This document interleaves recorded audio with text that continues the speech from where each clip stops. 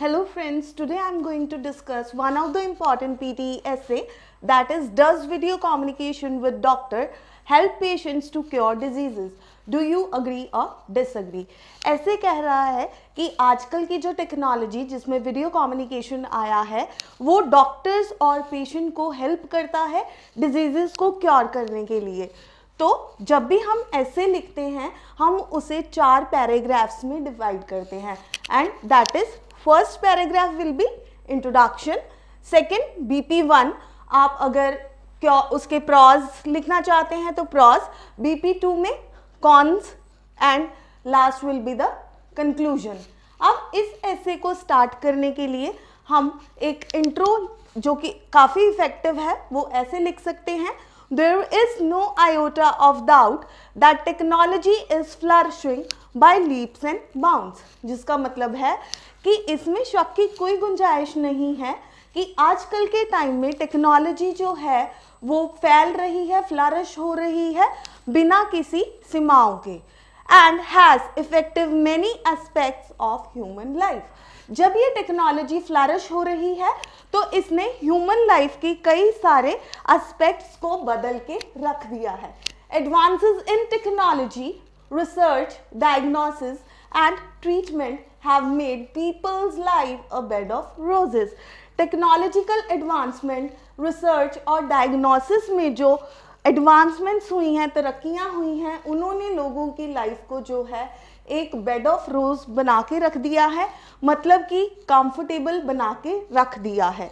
However sometimes it opens a Pandora's box, लेकिन कभी कभी यही एक मुसीबतों का पिटारा बन जाता है।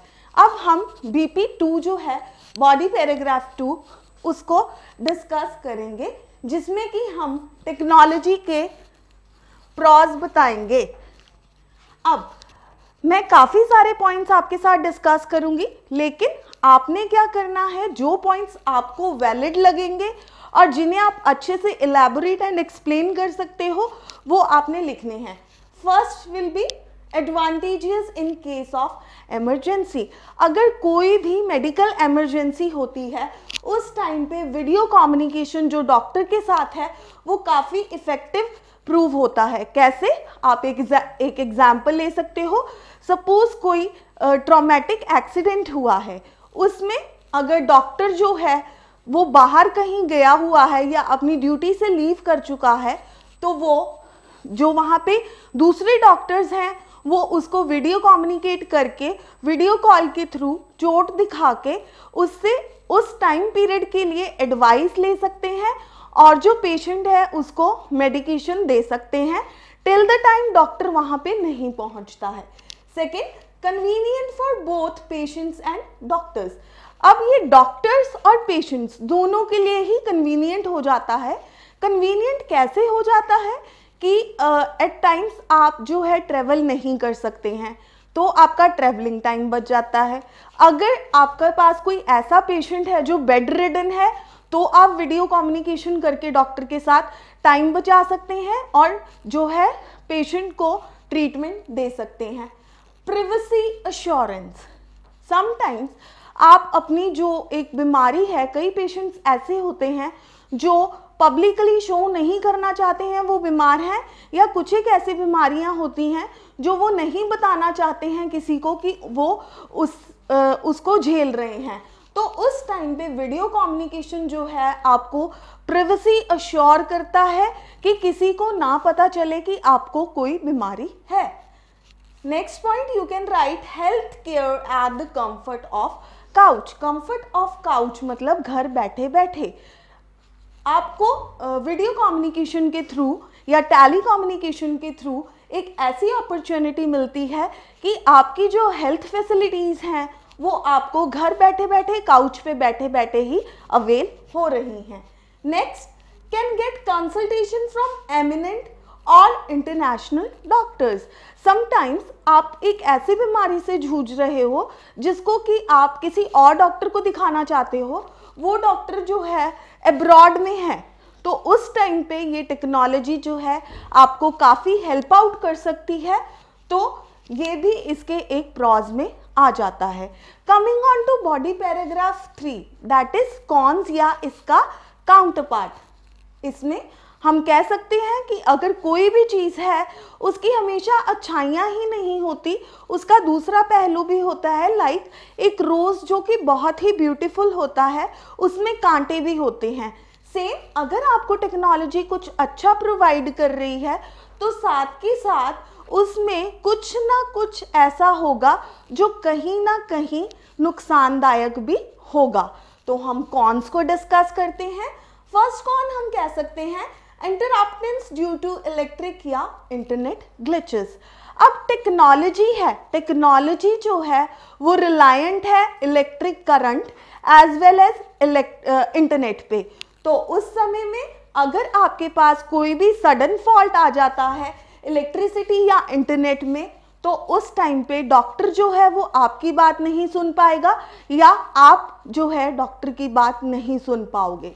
तो ये कहीं ना कहीं इंटरप्टेंस देती है आपको इलेक्ट्रॉनिक या इंटरनेट कट्स के कारण। सेकेंड पॉइंट जो आप लिख सकते हो that is increase chances of wrong prescription due to miscommunication और मिसअंडरस्टैंडिंग। अब आप वीडियो कम्युनिकेशन के थ्रू बात कर रहे हो, कई बार पेशेंट जो है वो अपनी डिजीज को डॉक्टर को अच्छे से एक्सप्लेन नहीं कर पाता है या फिर कई बारी इलेक्ट्रॉनिक ग्लिच के कारण डॉक्टर जो है आपकी बात नहीं समझ पा रहा है। तो उस टाइम पे जो है डॉक्टर आपको रॉन्ग प्रिस्क्रिप्शन दे सकता है जिसके कहीं ना कहीं नियरिंग फ्यूचर में जाके साइड इफेक्ट्स भी हो सकते हैं।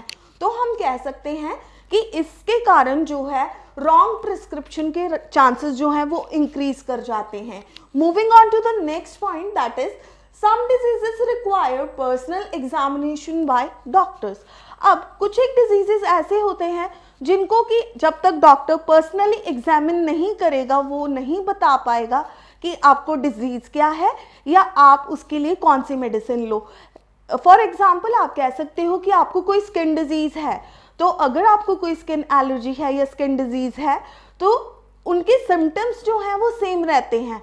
आप वीडियो कम्युनिकेशन के थ्रू डॉक्टर को बता रहे हो कि मुझे ये प्रॉब्लम आ रही है, हो सकता है कि आपको कोई और प्रॉब्लम थी जो कि वीडियो कम्युनिकेशन के कारण और lack of personal examination by doctor जो पहचान नहीं पाया है तो आपको गलत मेडिसिन दे दी जाए। Next point, gadgets and devices are obligatory or you can say mandatory. Moreover, technology can't be assessed by one and all. अब अगर आपको वीडियो कम्युनिकेशन के थ्रू डॉक्टर से कंसल्ट करना है तो उसके लिए इट इज अपेरेंट कि आपके पास कोई ना कोई डिवाइस पेरिफेरल या गैजेट हो। विदाउट गैजेट, विदाउट इंटरनेट या विदाउट पेरिफेरल्स आप एक डॉक्टर के साथ कंसल्ट नहीं कर सकते हो वीडियो कम्युनिकेशन पर। तो डिवाइस जो है वो मैंडेटरी हो जाते हैं अगर आपको ऑनलाइन कंसल्टेशन लेनी है एक डॉक्टर से। तो ये रहेगा आपके एसे के इम्पॉर्टेंट पॉइंट्स जो कि आप उसमें लिख सकते हो। बट ये मैंने इसलिए आपको ज़्यादा पॉइंट्स बताए हैं कि जो आपको कन्वीनियंट लगे पॉइंट्स, आपको लगे कि आप उन्हें एलैबोरेट कर सकते हो, अच्छे से लिख सकते हो, आप वो पॉइंट्स उसमें अपने एसे में ऐड कर सकते हो। अब इसके बाद मैं आपको बताऊंगी वोकैब वर्ड्स जो कि आपके एसे या आपके बैंड स्कोर को एनहांस करेंगे। अगर आप डिजीजेस लिखना चाहते हो तो you can write elements, melodies. ये जो हैं थोड़े हायर लेवल के वोकैब वर्ड्स हैं तो आप इन्हें लिख सकते हो for diseases, elements and melodies. अगर मैं बात करूं डिवाइसेस की, डिवाइसेस जो है इस ऐसे में 2-3 बार यूज होगा तो आप जो है चेंज कर कर के वर्ड्स लिख सकते हैं दैट आर गैजेट्स, अप्लायंसेस और पेरिफेरल्स। लास्ट, अब डॉक्टर भी हम काफ़ी बार यूज करेंगे तो हम डॉक्टर को किससे रिप्लेस कर सकते हैं? फिजिशियन, मेडिकल प्रैक्टिशनर या फिर प्रैक्टिशनर। और हमने कहा कि टेक्नोलॉजी जो है हर कोई यूज़ नहीं कर सकता है। लाइक कई लोग होते हैं जो टेक्नोलॉजी जिनको पता ही नहीं है कि चलाना कैसे है फ़ोन या वीडियो कम्युनिकेट करना कैसे है, तो उन लोगों को वी से नॉन टेक सेवी पीपल या टेक्नो टार्ड्स। तो this is for the day. So I just hope कि यू लाइक्ड माई वीडियो, आपको अच्छे लगे होंगे पॉइंट्स और आपको कुछ समझ में आया होगा कि कैसे आप एक ऐसे को लिख सकते हो। Thank you so much for watching.